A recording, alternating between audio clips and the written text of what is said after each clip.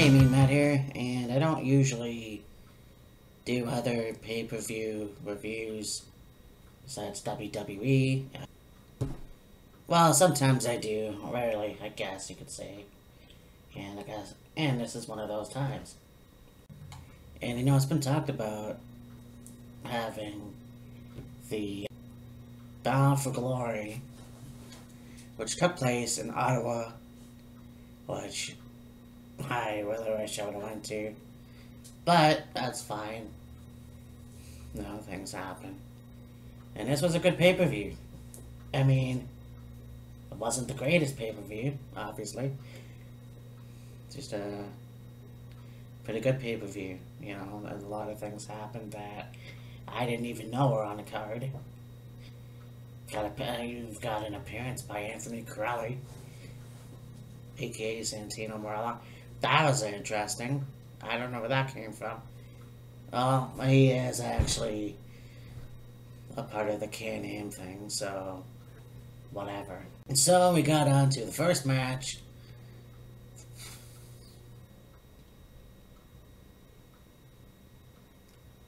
You had the X Division title.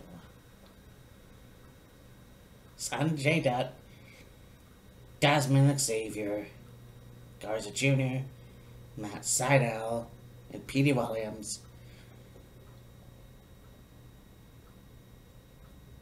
And of course, that fucking hillbilly fucking fat Trevor Lee. Now, I will say this. He actually did a pretty good powerbomb reversal on Petey Williams. You had the double suicida from Petey Williams and Sanjay Dutt.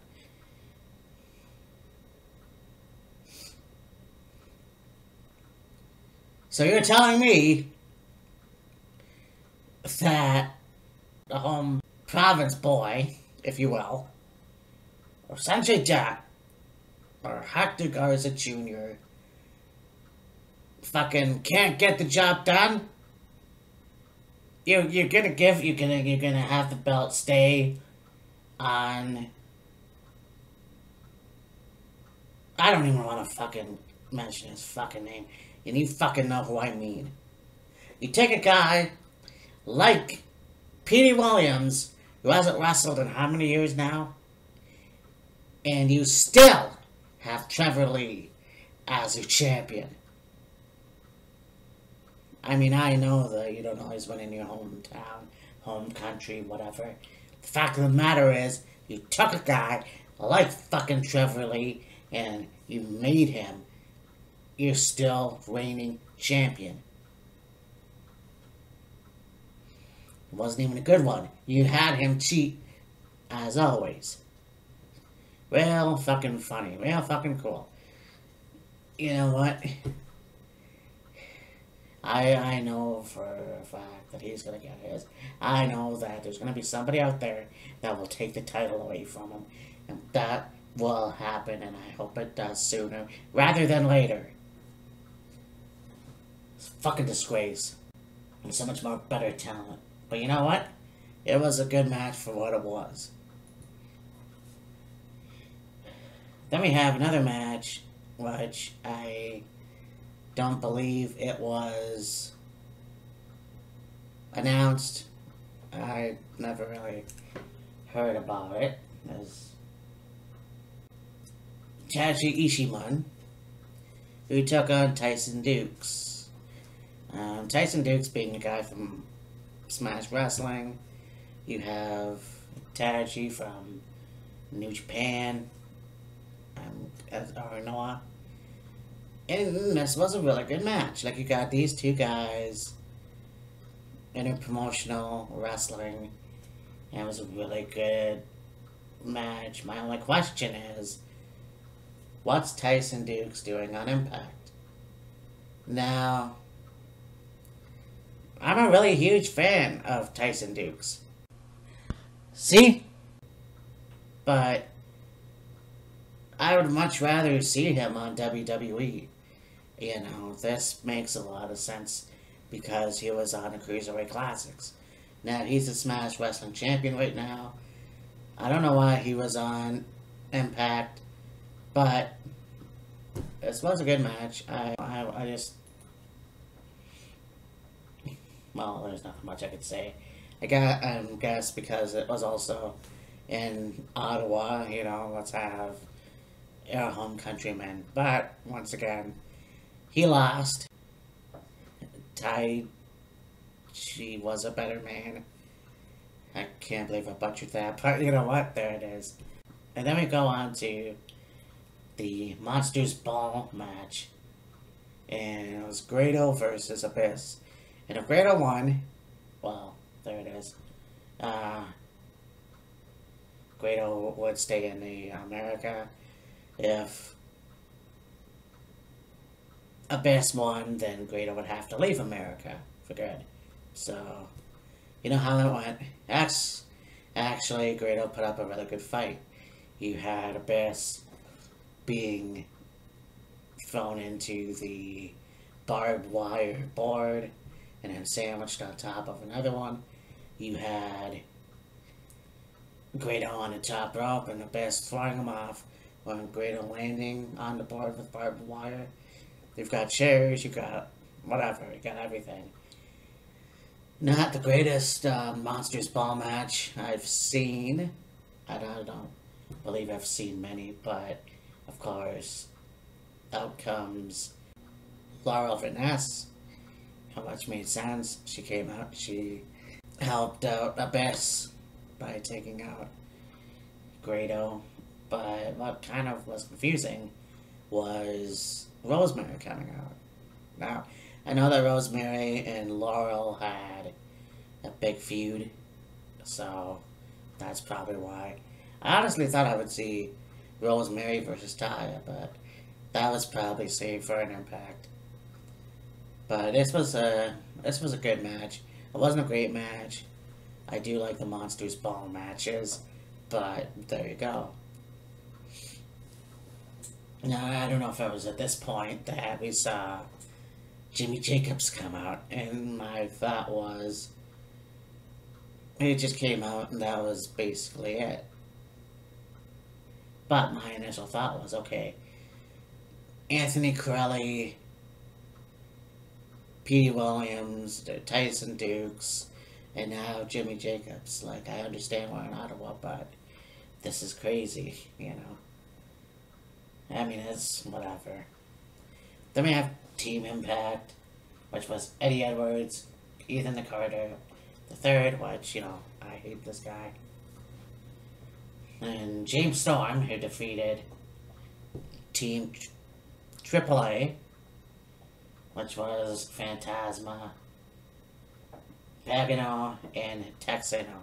Now, I do like AAA. I'm a big fan of CMLL more. But, you know, these guys had another match. It was pretty cool. I almost thought that Ethan Carter III would return. It was, yeah, it was pretty cool. It was last call and a pin. And, yeah, they stood tall.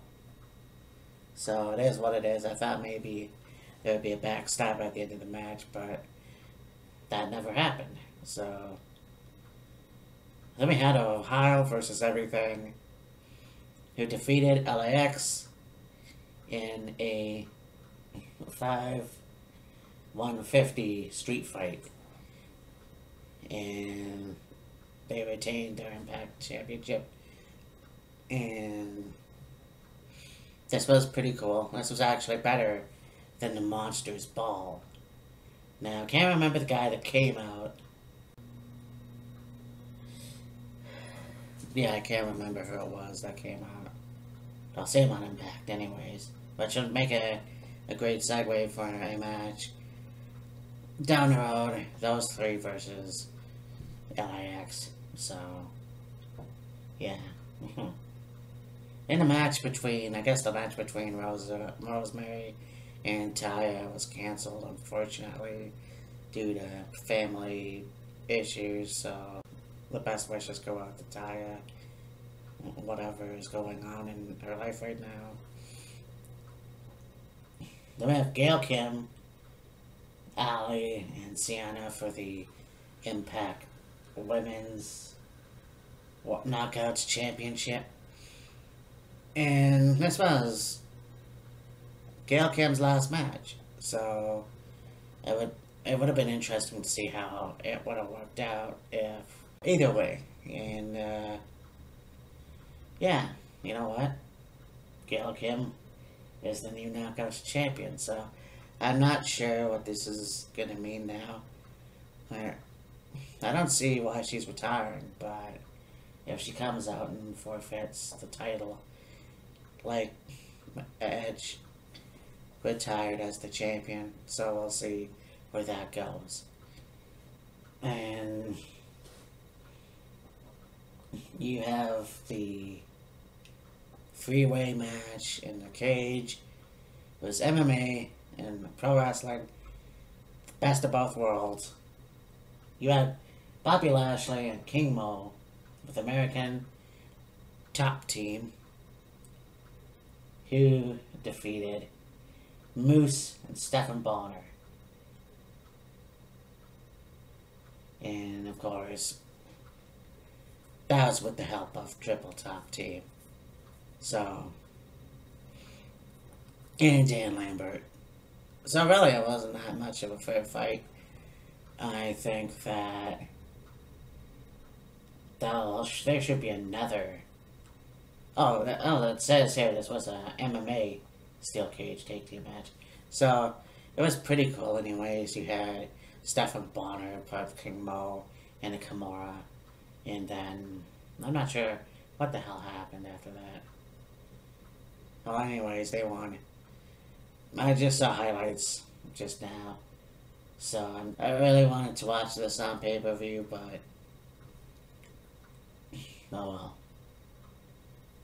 But now, this was interesting. In the beginning of the show, you had Alberto El Patron come back, and he's talking. He comes out and he's like, "Yeah, you know what? Nobody called me when I was sick. Blah blah blah." You think he was gonna beat up Jeremy Borash, but then he just leaves. So he comes out during the main event. It was Eli Drake who defeated Johnny Impact. So, I mean, it was a fairly good match. Outside action, a lot of high-flying stuff as well. But then Alberto comes out and he beats up Johnny Impact. Then he comes in the ring, he beats up Eli Drake, and then he puts Eli Drake on Johnny Impact, and yeah, still you're a champion. And that's like, wow, Alberto's a heel again. Yeah, kind of random, but there it is. So that was Bound for Glory. Another year gone by. It was really fast, I remember last year's, but well, it is what it is. Alright, well, I guess I'll talk to you later. Bye.